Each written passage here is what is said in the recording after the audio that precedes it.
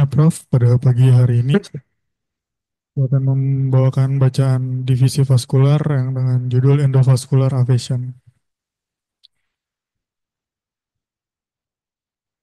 Ini untuk pertama, ini pembukaannya ini ada endovascular creation of hemodialysis arteriovenous fistule dengan current status and future perspective. Pertama, kita ketahui Avation ini merupakan pilihan akses vaskular terbaik sebagai yang terbaik itu adalah merupakan akses arteriovenous autolog yang dibuat dengan menghubungkan vena dengan arteri sehingga vena menjadi lebih mudah untuk diakses untuk pada pasien cuci darah untuk jangka waktu lama dan lebih sedikit komplikasi dibandingkan menggunakan graft atau menggunakan kateter vena sentral. Untuk yang kita ketahui juga fistula primer ini ada yang radiosefalika, brachiosefalika maupun brachiobasilika yang dengan adanya transportasi vena basilika. Ini yang untuk yang sebelumnya yang bisa dibilang yang bukan yang modern. Lalu juga adanya fistula sekunder ini yang fistula yang dibuat setelah fistula atau graft dari arteriovenous sebelum mengalami kegagalan. Lalu juga untuk adanya sebelumnya bisa menggunakan graft dengan biograf maupun PTFE. Nah, ini untuk sejarahnya sendiri, awal mulanya pertama kali akses cuci darah itu dilakukan pada 1924.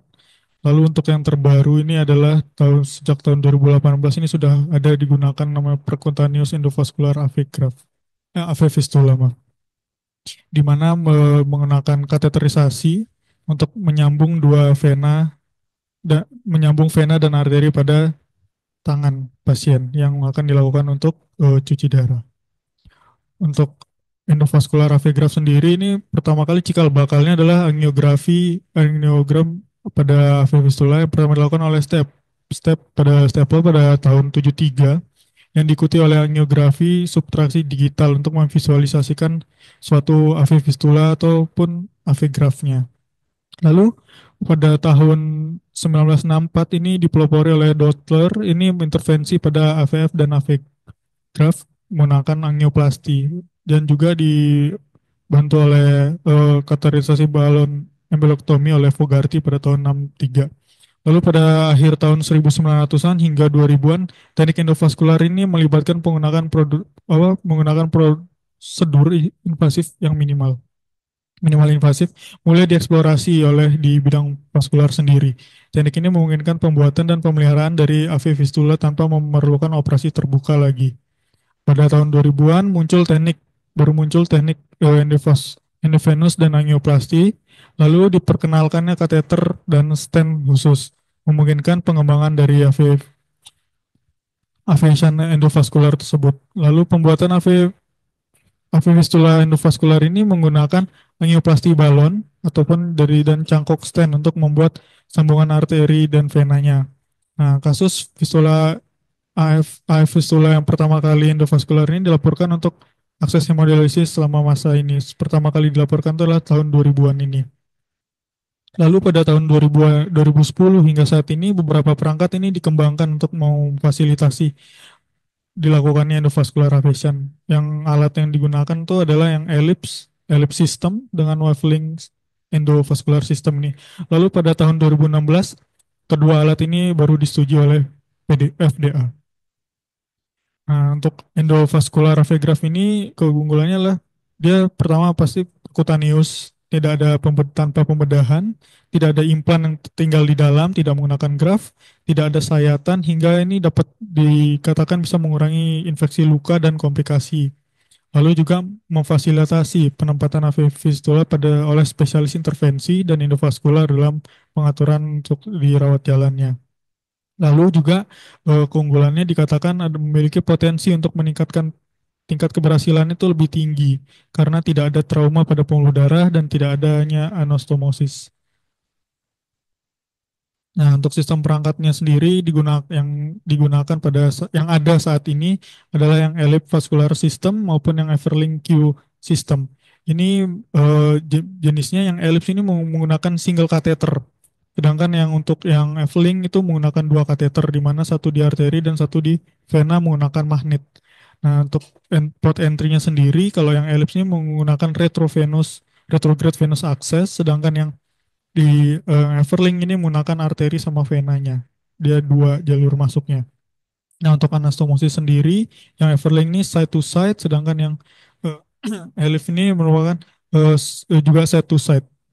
Nah, tapi bedanya dia yang di Everlink ini kemungkinan akan dilakukan embolisasi pada cabang-cabang yang kecil untuk membuat flow dari aviation yang dibikin itu agar ada. Ini untuk eh, perbandingan dari keberhasilannya antara endoavevisan dengan yang surgical. Yang surgical tuh dikatakan banyak untuk successfulnya hanya sekitar sekian. Terus dengan untuk sedangkan kata yang kateter endovaskular ini dikatakan successfulnya 96% karena dari surgical ini bisa terjadi adanya thrombus, adanya other failure dengan 30 sampai 60% failure-nya. Nah, untuk pemeriksaannya sendiri persiapannya tetap untuk USG dulu untuk mengecek apakah potensi dari pembuluh darah tersebut itu dipilih secara general pembuluh darah yang sebagai fistulnya. Pertama bisa paling gampang adalah tes Allen untuk melihat potensi dari arcus palmaris. Lalu untuk dievaluasi juga dari USG untuk evaluasi anatomi dan morfologi dari fisiologi arterinya dari bisa subclavian, axillaris, brachialis, radial, dan ulnaris. Lalu dievaluasi untuk anatominya ini lebih arteri diameter itu lebih dari 2 mili dengan dicek juga ketebalan dinding dari arteri untuk identifikasi ada tidaknya klasifikasi stenosis maupun lesi. Juga dilakukan evaluasi fisiologis, blood flow, dan kemampuan arteri tersebut untuk dilatasi. Nah, disarankan untuk saat kita evaluasi ini menggunakan tourniquet pada vena superficial dan profunda. Vena normal ini ditandai dengan dinding yang tipis, teratur, dan lumen yang benar-benar anekoik. Lalu yang dievaluasi dari USG pada vena ini adalah diameter alirannya, keberadaan trombus atau adanya stenosis, kedalaman vena tersebut terhadap kulit, serta panjang segmen yang panjang yang lurus yang dicari. Nah, untuk diameter sendiri untuk vena tuh juga lebih dari 2 mili, serta kedalaman terhadap kulit ini terletaknya kurang dari 6 mili. Untuk panjang segmen lurus diharapkan 8 hingga 10. Nah, untuk indikasi dari pembuatan aviation permanen ini juga untuk pada pasien yang dengan gangguan ginjal kronis pada stadion 4 ke atas yang dipersiapkan untuk menjalani HD rutin. Lalu juga pada pasien gangguan ginjal kronis yang telah menjalani hemodialisis rutin lewat vena sentral atau CDL ataupun dengan yang tusukan langsung.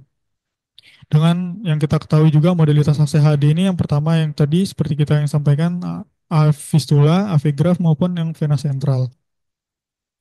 Nah, kalau untuk indikasi endovaskular pada aviation sendiri ini apa? Yang pertama dikatakan adalah endovaskular aviation ini juga diindikasi pada pasien yang tidak mungkin dilakukan eh, fistula radiosefalik. Lalu juga untuk pembuatan endoaviation ini tidak boleh dilakukan pada pasien yang dengan keterbatasan aliran dari arteri maupun venanya. Lalu juga tidak boleh dilakukan pada pasien yang dengan vena sefalika atau basilikanya yang mengalami trombosis atau pada pasien dengan kalsifikasi arteri transmuralnya yang membatasi aliran yang ada pada pembuluh darah tersebut.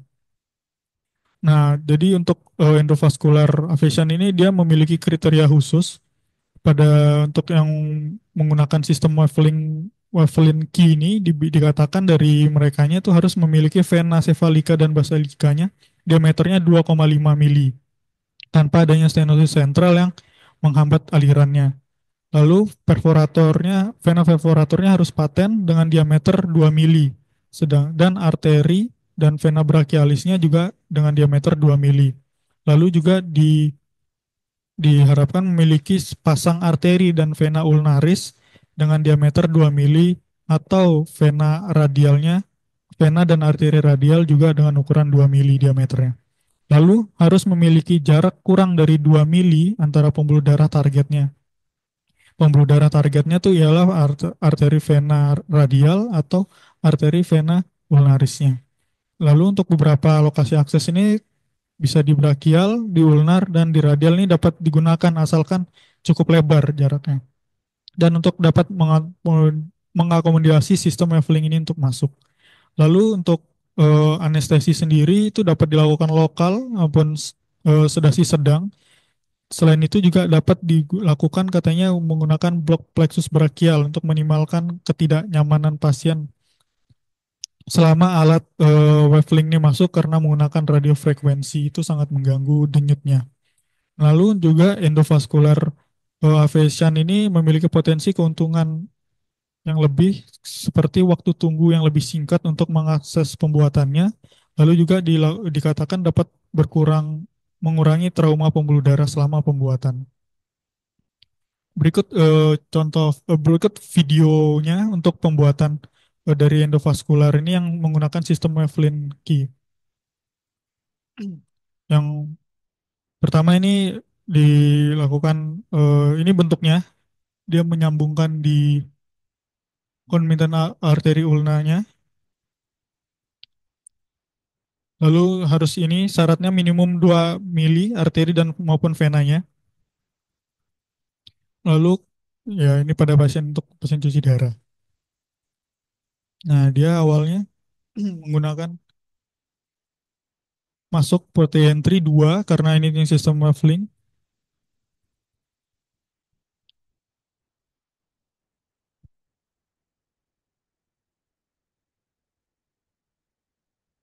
Pemeriksaan USG dilakukan untuk menentukan ukuran.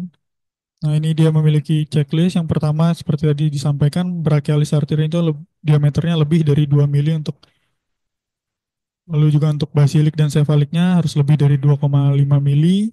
Tidak ada limitasi dari alirannya, tidak ada stenosis vena sentral.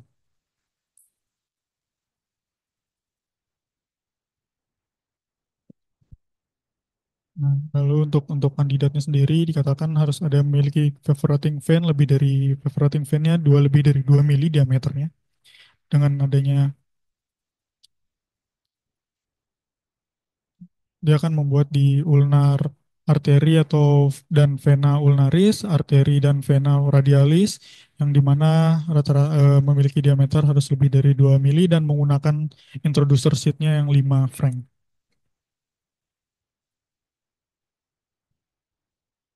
Untuk tidak kandidatnya itu adalah tidak adanya perforator, adanya stenosis vena sentral dan adanya venous occlusi pada upper extremity-nya. Ini tidak dapat dilakukan untuk efisien endovaskularnya. Untuk dengan kontraindikasi adalah pasien dengan target vesselnya itu kurang dari 2 mili. Berikut ilustrasinya.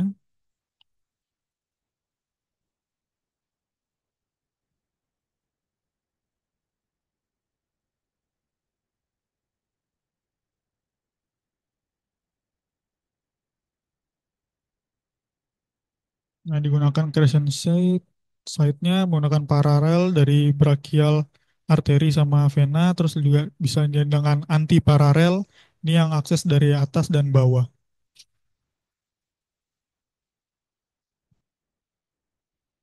Ini sheet-nya dimasukkan menggunakan magnetik.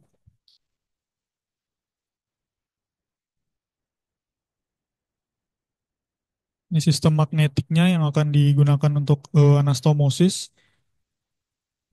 dengan sistem dua di arteri dan venanya menggunakan radiofrekuensi. Jadi dia ketika menemukan posisi di mana ada arteri dan venanya yang sangat dekat, yang kurang dari 2 mili, dia akan menempel di bagian situ. Karena dia ini sheetnya itu merupakan introducernya ini yang magnetik.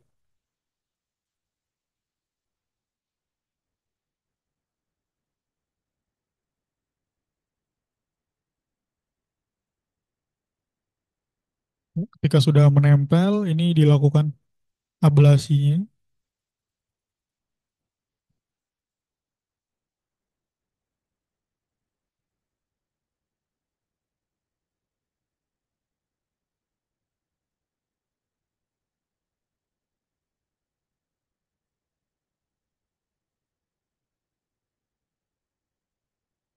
Sheetnya wire-nya dikeluarkan, disambung dengan radiofrekuensi sistem kawat.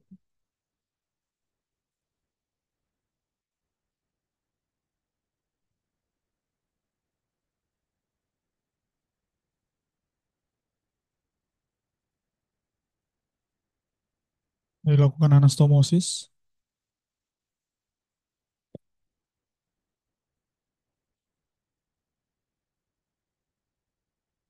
Ya, dan anastomosis sudah terbuikin, lalu aliran flow sudah dari arteri kan melalui aliran venanya.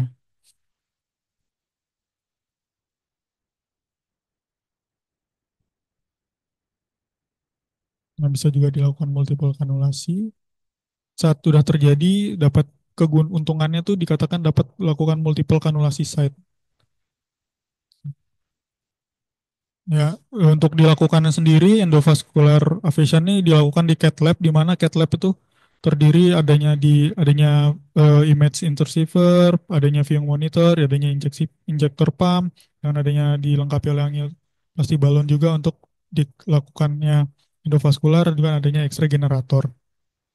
Ini merupakan alat-alatnya yang digunakan untuk endovaskular. Yang pertama adanya elektrosurgical generatornya yang tadi untuk membantu membuat anastomosis, adanya ground pad yang ditempel ke pasien, adanya elektrosurgical pensilnya sebagai eh, istilahnya sebagai remote-nya tadi, dengan adanya ini yang digunakan adalah wavelength endovascular kateternya, di mana eh, ada apa wavelength kateternya ini memiliki radiofrekuensi elektroda di mana yang adanya juga memiliki square dari embel magnetiknya yang dapat menempel pada pembuluh darah yang kurang dari 2 mili jaraknya. Nah, ini bentukannya seperti ini. Ya. Ini gambaran skemanya penggunaan dari menjalani apa pasien yang menjalani pembuatan vena ulnaris dengan arteri ulnaris ini. Yang pertama ini adalah pembuluh darah aslinya, di mana di, mapping dengan kontras, lalu pembuluh dilihat targetnya di mana, bagian sini di parent. Nah, ini yang akan dilakukan. Nah, setelah dilakukan tadi endovascular ablation-nya, karena ada aliran yang keluar dari jauh dari tempat site-nya, ini dilakukan embolisasi dengan coiling. Seperti ini skema gambarnya. Terus juga dikatakan waktu maturasi pada endovascular ablation ini dikatakan lebih cepat daripada yang surgical. Pada sistem yang waveling ini dilaporkan itu antara 29 hingga 137 hari. Sedangkan pada sistem yang elipis itu 4 sampai 65 hari. Sedangkan pematangan pada yang surgical sendiri itu 2 hingga 3 bulan. Untuk patensinya sendiri pada sistem Waveling ini sebesar 83% dari pada hari ke-73, sedangkan pada satu tahunnya dikatakan potensinya 69%, sedangkan pada sistem yang satunya, sistem elisis itu tingkat potensi primernya pada satu tahun pertama itu adalah sebesar 54%. Untuk biaya sendiri, pembiayaan dari ini diproyeksikan tuh antara 11.000 dolar hingga 13.000 dolar. Ini dikatakan lebih rendah daripada yang surgical. Ini dikatakan yang et al. Ini menemukan bahwa tingkat intervensi sekunder adalah 0,59% per tahunnya dalam kelompok endovaskular ini. Dan sedangkan pada yang surgical ablation itu untuk intervensi sekundernya itu 3 sampai 3,43% per tahunnya. Sedangkan dan Arnold juga mengatakan ini menemukan bahwa total dari tingkat kejadian infeksi pasca prosedur dan infeksi intervensi sekunder selanjutnya untuk kelompok endovaskular yang endoablation ini kecil sebesar 0,74 per tahun pada pasien dengan biaya sekitar 815 dolar daripada dibandingkan dengan biaya untuk kelompok yang surgical ablation itu untuk intervensi dan infeksinya angkanya sebesar 7,22 per tahunnya dengan biaya yang kemungkinan hingga 17.000 dolar. Untuk kedepannya ini hasil jangka panjang dari endovascular ablation ini masih ditunggu, terutama terkait dengan tingkat potensi sekundernya dan tingkat intervensi ulang karena masih jarang digunakan juga. Komplikasi jangka panjang dan nya masih juga ditunggu karena belum terlalu banyak data yang masuk dengan penerapannya pada populasi dari pasien yang dengan gangguan ginjal kronis. Komplikasi yang sering muncul ini dikatakan hampir sama dengan komplikasi pada pasien dengan surgical aphasia, termasuk adanya hematom, pseudoaneurisma, diseksi arteri, dan trombosis. Secara keseluruhan dikatakan untuk endovascular aphasia ini memiliki komplikasi yang rendah, hanya dengan 5,46%. Sebagian besar komplikasinya dapat diperbaiki melalui prosedur minor juga. Untuk komplikasi pasca pembuatan lainnya yang mungkin terjadi adalah terkait dengan fakta bahwa fistulanya ini tidak menonjol secara visual. Jadi hasil dari anastomosis endovascular aphasia ini tidak tampak seperti aphasia yang surgical. Jadi dia tidak memiliki bekas luka insisi. Akibatnya ini cedera pembuluh darahnya ini dapat terjadi selama kanulasi karena tidak tampak dari luar atau secara tidak sengaja ini selama flebotomi atau sebagai dari akibat dari inflasi manset tekanan darah yang berulang. Nah, untuk kesimpulannya dari bacaan pagi ini adalah pembedahan AV fistula dengan ini dikaitkan dengan tingkat kegagalan itu masih bervariasi, dipengaruhi oleh pengalaman operator juga. Hasil jangka panjang dari endovascular aphasia ini masih ditunggu karena khususnya terkait tingkat patensi sekundernya dengan tingkat intervensi ulang serta komplikasi jangka panjangnya dan penerapannya pada populasi yang masih lebih luas. Lalu juga endovaskular ini diperkenalkan sebagai alternatif dari surgical dari aphasia dengan potensi keuntungan termasuk waktu tunggu yang lebih singkat dan untuk pengaksesannya dan penurunan dari angka terjadinya kejadian trauma serta pada pembuluh darah selama pembuatan. Terima kasih. Maaf. Rebiek ya. Oke, silakan. Pertanyaan dulu. Ya, silakan. Terima kasih pada Dr. Wira. Saya ingin bertanya, izin Prof. Ini kan tentang penjelasan tentang endo apifistula. Jadi yang ingin saya pertanyakan pertama itu bagaimana cara mengattack yang cabang-cabang dari venanya. Itu kan mungkin sedangkan kita dengan pemasangan apisan biasa pun, dengan surgical itu yang cabangnya itu bisa malah bikin trailnya jadi semakin lemah. Nah, apalagi kalau seperti dengan kondisi yang penanya banyak cabang atau apa, apakah tetap di attack bisa melalui dengan endo AV fistula ini? Itu yang pertama. Yang kedua, bagaimana apakah ada resiko trombus ataupun resiko emboli yang dihasilkan dari ablasi dari endo AV fistula tadi? Eh, Terima kasih. Terus bagaimana kalau misalnya untuk penanganannya tersebut? Oke, silakan. Izin mencoba menjawab, Prof. Yang pertama, bagaimana untuk mengurangi cabang-cabang, mencari apa, menutup cabang-cabangnya. Nah, dikatakan di jurnal ini tuh untuk pertama mereka pertama tetap screeningnya menggunakan USG untuk mengetahui di mana letak cabang-cabang tersebut. Lalu yang kedua, mereka juga menggunakan angiografi untuk mengetahui cabang-cabang tersebut yang lebih jelas lagi. Nah, setelah dilakukan eh, anastomosis menggunakan magnetik tersebut, mereka juga menambahkan tindakan yaitu berupa coiling untuk menutup cabang-cabangnya.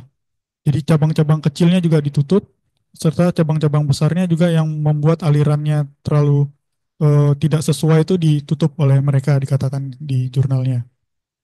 Lalu yang kedua, oh, untuk resiko trombusnya dari di jurnal sendiri belum ada dibahas apakah ada kejadian trombus saat dilakukannya anastomosis sendiri. Mungkin ada terjadi trombosis atau itu mungkin bisa dilakukan intervensi yang dikatakan intervensi sekunder tadi. Seperti itu. Oke. Jawab mana kira-kira? Trombus tadi harus ada intervensi sekunder dan frekuensinya lebih jarang. Karena tindakannya adalah menghubungkan side to side dengan radiofrekuensi atau dengan elektrik.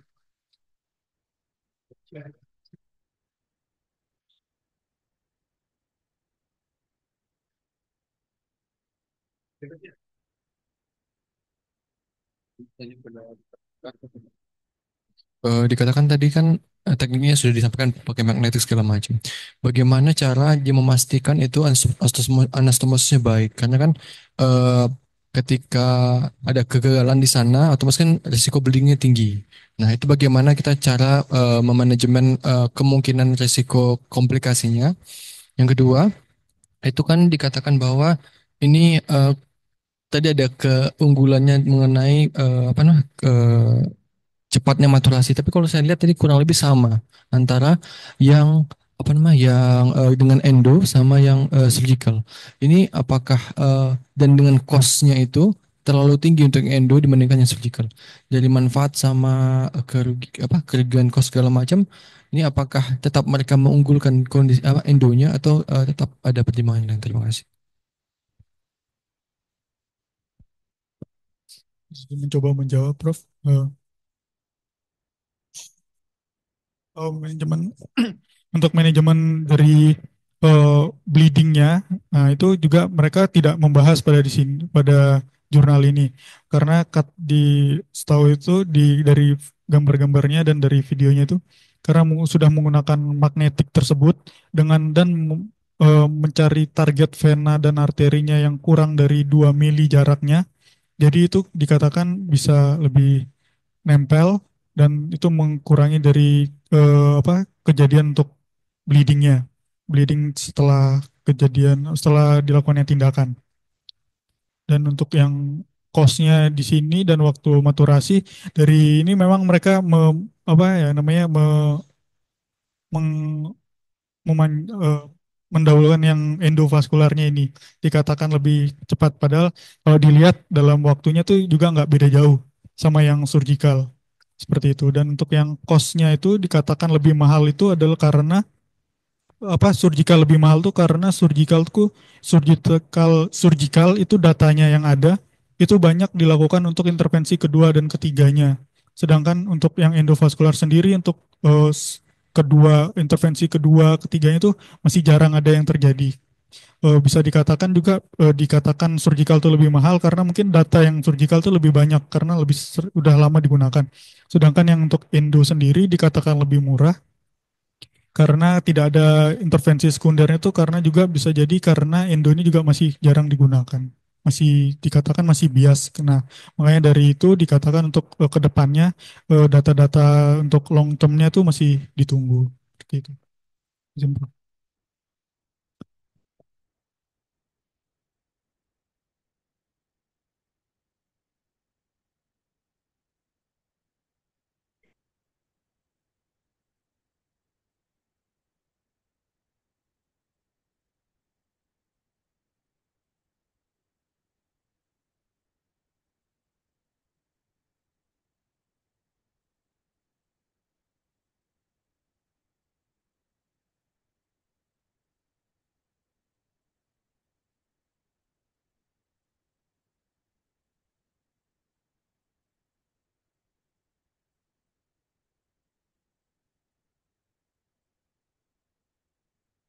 Untuk yang diagram ini diambil secara general. Jadi langsung dibandingkan endo dan surgical. Nah, untuk yang surgical sendiri ini diambil dari data-data yang side to side, end to side maupun end to end. Seperti itu. Mungkin untuk kedepannya ini bisa dijadikan suatu bahan penelitian juga kalau udah ada di endo yang masuk di Indonesia atau sudah mulai dikerjakan untuk membandingkan eh, s- successful rate-nya seperti itu, Prof.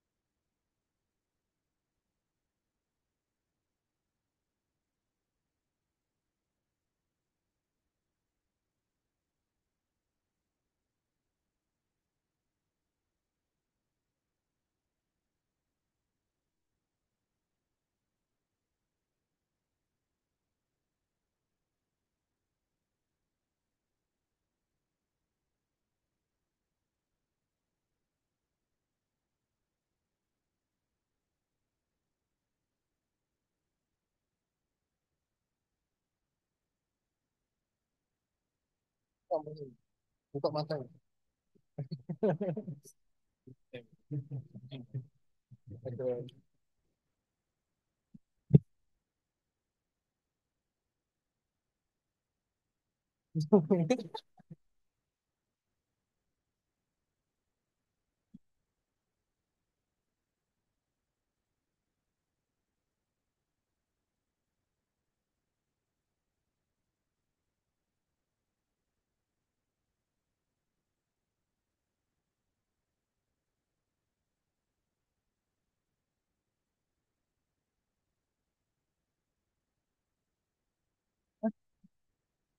Bukan takut tuh mas, apa namanya? Kayak kayak bukan kayak apa? Penuaan itu degeneratif. Degeneratif. Iya. Tapi kan tadi yang saya kira kayak ada apa gitu. Beda apa? Sumpah itu apa sih? Itu yang penting. Aku kan aspirasi enggak? Aspirasi.